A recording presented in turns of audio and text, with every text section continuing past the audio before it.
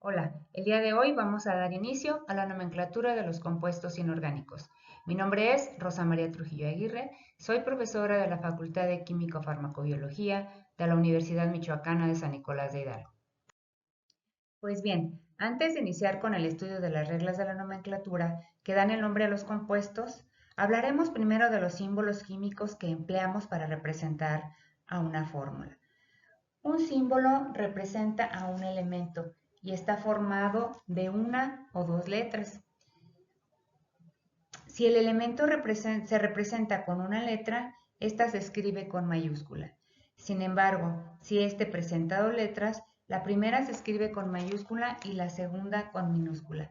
De tal manera que podemos resumir que un símbolo químico representa a un átomo y una fórmula representa a una molécula. Ahora bien, una fórmula química es la representación de los elementos en un compuesto y las proporciones relativas de esos elementos que se expresan mediante símbolos químicos.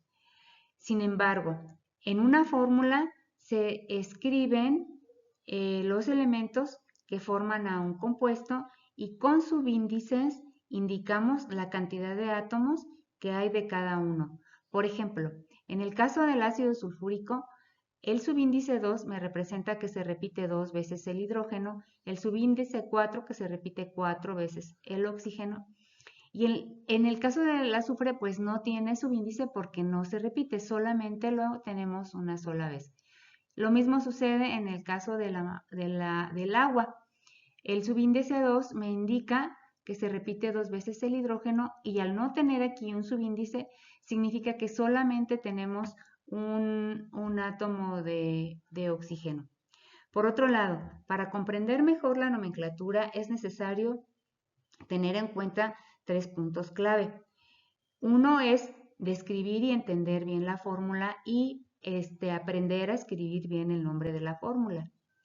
Por otro lado, entender el concepto de catión y de anión, valencia y número de oxidación. Bueno, en la parte superior describí lo que es una fórmula y cómo la podemos representar. Posteriormente hablaremos del nombre o nomenclatura de los compuestos inorgánicos.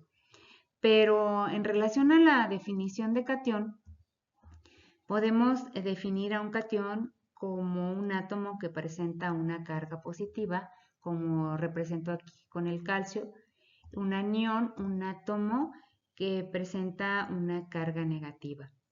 Para el caso de la definición de la valencia, podemos definir la valencia como el número de enlaces que puede formar un átomo con otros para formar un compuesto o también representa el número de electrones que cada átomo puede aceptar o puede ceder. En el caso del número de oxidación, el número de oxidación se define como la carga eléctrica formal que se asigna a un átomo cuando forma parte de un compuesto. Una vez presentada la información anterior, les comento que en química se conoce la nomenclatura como el lenguaje que caracteriza a la ciencia química y que le permite a los químicos comunicarse entre ellos. Dado que existe una gran cantidad de sustancias químicas, es necesario contar con un mecanismo que nos facilite identificarlos. Y es por ello que a continuación les presento la clasificación de los compuestos inorgánicos de acuerdo al número de elementos que lo forman. Empezando así con los compuestos simples. Estos están formados por átomos de un mismo elemento, como es el caso del cloro molecular y el oxígeno molecular. Los compuestos binarios que están formados por átomos de dos elementos distintos, por ejemplo, el cloruro de sodio y el bromuro de calcio. Y finalmente, los compuestos ternarios. Estos contienen iones poliatómicos y están formados por tres o más átomos diferentes. Ahora les presento algunos ejemplos que están plasmados en esta tabla de sustancias simples, por ejemplo, con el hidrógeno molecular, flúor, cloro molecular, oxígeno molecular. Aquí podemos ver la presencia de iones poliatómicos, como el caso del oxidrilo, del fosfato, del nitrato. Igual aquí tenemos otro ejemplo de sustancia simple, como es el caso del cloro molecular. Bueno, retomando. En general, para la construcción de una fórmula, el símbolo del catión o cationes se escriben del lado izquierdo, seguidos por el símbolo del anión. Por otro lado, en la construcción del nombre, se escribe primero el nombre del anión y seguido del nombre del catión. Es importante hacer mención del uso de los signos de agrupación, porque estos deben de seguir un orden. Los corchetes son utilizados para agrupar la fórmula completa. Los corchetes son estos paréntesis que están como cuadraditos, seguido de los paréntesis o llaves, que son estos que están circuladitos, o estas que son llaves, dado que estos paréntesis o llaves solamente reúnen a los elementos. A continuación les voy a detallar la escritura de las fórmulas de los compuestos inorgánicos. E iniciamos con los compuestos binarios. Retomando lo que les comentaba en la diapositiva anterior, se escriben los elementos siempre en un orden. Primero el menos electronegativo, en este caso, y posteriormente el más electronegativo. Para el ejemplo que les represento ahorita, les pongo el calcio y el bromo, seguido del intercambio de los números de oxidación, pero prescindiendo del signo. ¿Qué quiere decir esto? Que una vez que se construye la fórmula, el número de oxidación del calcio pasa como subíndice del bromo y el número de oxidación del bromo pasa como subíndice del calcio, pero prescindiendo del signo. No colocaremos el signo, simplemente el número.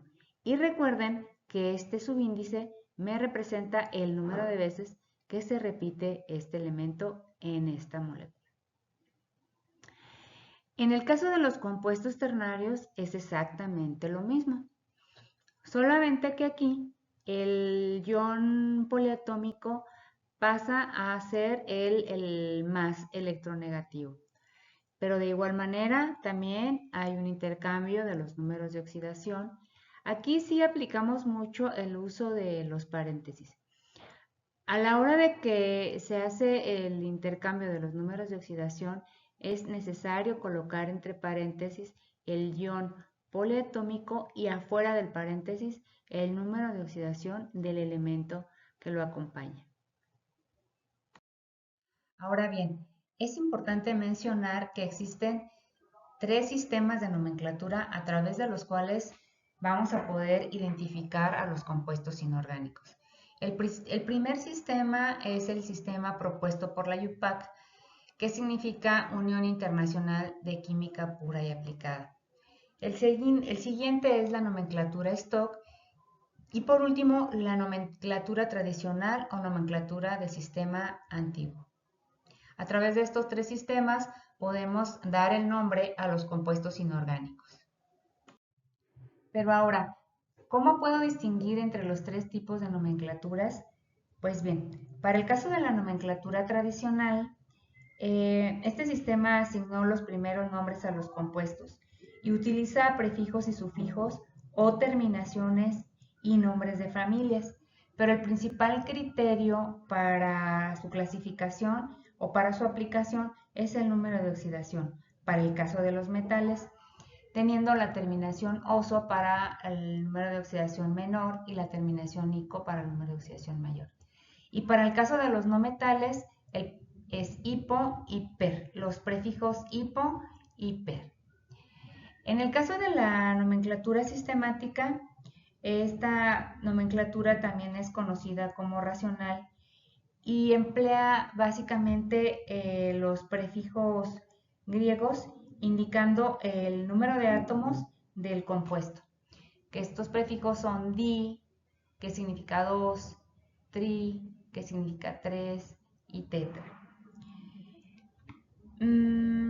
Para el caso de la nomenclatura stock utiliza reglas de la nomenclatura tradicional, solo que en esta se va a indicar con número romano el número de oxidación del metal entre paréntesis. Y bueno, esta sería la diferencia entre los tres tipos de nomenclatura. A continuación les presento en qué consiste la utilización de prefijos numerales griegos para indicar el número de átomos de cada elemento presentes en una fórmula. En este tipo de nomenclatura, recuerden, se expresa el número de átomos de cada molécula señalados por los subíndices por medio de los prefijos mono, di, tri, tetra, penta, etc. Cabe señalar que en ocasiones puede o suele omitirse el prefijo mono, dado que solo existe un átomo para este caso. Aquí podemos ver en esta tabla ejemplo de algunas fórmulas que utilizamos este tipo de nomenclatura. Entonces, recuerden, este número, este 2, me indica el subíndice, que es el número de veces que se repite el átomo de cloro en esta molécula. El subíndice 5 me indica el número de veces que se repite el átomo de oxígeno en esta molécula. La forma de nombrarlo sería el número de veces que se repite, que es pentaóxido de dicloro. Para el caso de la nomenclatura stock, acuérdense que consiste en indicar el número de oxidación con números romanos entre paréntesis al final del nombre del elemento. Si este tiene número de oxidación único, normalmente no se indica. Y aquí, por ejemplo, tengo estas fórmulas en esta tablita donde puedo mostrar, por ejemplo, el oxígeno y el cobre. Ambos tienen el mismo número de oxidación. Y a la hora de escribirlo es la misma regla. Primero escribo el nombre del anión seguido del nombre del catión y encerramos entre paréntesis el número de oxidación del catión. Para el hierro estaría trabajando aquí con un número de oxidación de 3. Aquí está encerrado entre paréntesis. Aquí vemos el óxido de aluminio. Bien, entonces ya para terminar podemos concluir que estos compuestos inorgánicos suelen clasificarse en binarios, ternarios y cuaternarios, según estén agrupados por 2, 3 o 4 elementos. Dentro de cada uno de este grupo de compuestos inorgánicos, a su vez encontramos dentro de los compuestos binarios una clasificación específica como son los óxidos, peróxidos y hidruros. Dentro de los ternarios se encuentran los hidróxidos, los oxiácidos y las oxisales, y dentro de los cuaternarios las sales ácidos y las sales básicas.